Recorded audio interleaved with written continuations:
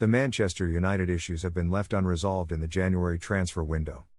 Please subscribe, like, share, and comment. Man United has several problems they still need to resolve after the January transfer window closed. The January transfer window came and went without much incident for Manchester United, in terms of incomings at least.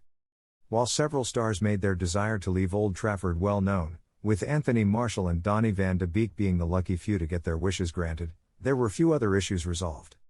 While the winter window is notoriously difficult to do business in, United never looked to make any moves despite agents repeatedly linking them with players and the obvious need for improvement in several areas of the team. Now United go into the rest of the season with a weaker squad as they aim to finish in the top four and with several problems still left to fix when summer comes around. 1. The manager has to be hired as soon as possible. Men Sport reported in January that the club was working on hiring their next permanent manager before the end of the season, but it hasn't come to pass yet.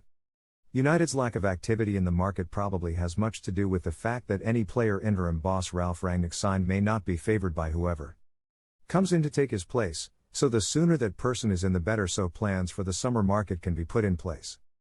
Mauricio Pochettino and Erik ten Hag remain the frontrunners, while Brendan Rodgers is also under consideration. But all three are currently at work, and hiring them at all, let alone during the season, could yet prove difficult. The new manager is the biggest and most important task United have this year, and another misstep could have disastrous consequences. 2. Still need a defensive midfielder. The biggest gaping hole in the United squad remains in defensive midfield, which has been there for some years now. Although Fred and Scott McTominay have had several good individual moments and performances, they have rarely worked well as a partnership, and United's other options are either too young, aging, out on loan, or leaving in the summer.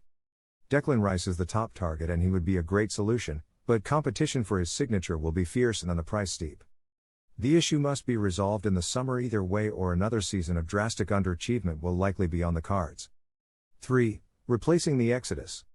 United have got themselves into a situation where they will almost certainly be losing 4 first-team players, Paul Pogba, Edinson Cavani, Jesse Lingard, and Juan Mata, for nothing this summer.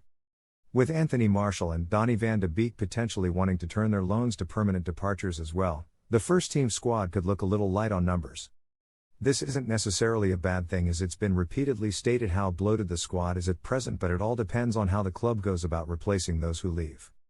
There doesn't have to be the same number of incomings as exits, but instead a few quality signings that can boost the squad, and can then be supplemented by the steady stream of promising talent from the academy.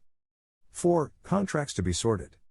What might be slightly worrying for the club, however, is looking forward a year to the players whose contracts are expiring in 2023. At present, Cristiano Ronaldo, David De Gea, Marcus Rashford, Luke Shaw, Fred, Diogo Dalot, and Nemanja Matic are all out of contract at the end of next season, as well as Phil Jones and Tom Heaton, who are likely to depart.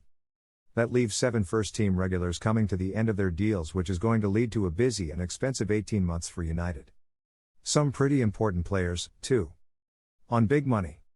Some big decisions are going to have to be made on who will be offered new deals, whose one-year options will be triggered, and who will be placed up for sale. But if United aren't careful and swift, they may leave themselves in a precarious and costly bargaining position. 5. Goalkeeper situation. United have 2 stoppers in their ranks who want to be the first choice, and it's untenable. It has been left unresolved for too long. David De Gea has deservedly kept the spot all to himself this season with a brilliant resurgence, which has left Dean Henderson on the outside looking in after once appearing set to be named number 1. Henderson wanted to leave last month to get back playing regularly again, but Rangnick didn't want to leave his squad hanging dry should anything happen to De Gea, which couldn't have improved the academy graduates' morale much. Now United is in an even stickier situation considering De Gea's contract. Do they renew the 31-year-old's notoriously massive deal and allow Henderson to leave, only then to see the Spaniard's form drop again? Do they keep Henderson unhappy on the bench for the remaining 3 years of his deal, with his transfer value depleting every year, or try or cash in but then get left needing a replacement? Do they make Henderson number 1 next season even though De Gea's been excellent? It's a really difficult conundrum that is hard to tell the right answer to, but it needs answering. Thanks for watching.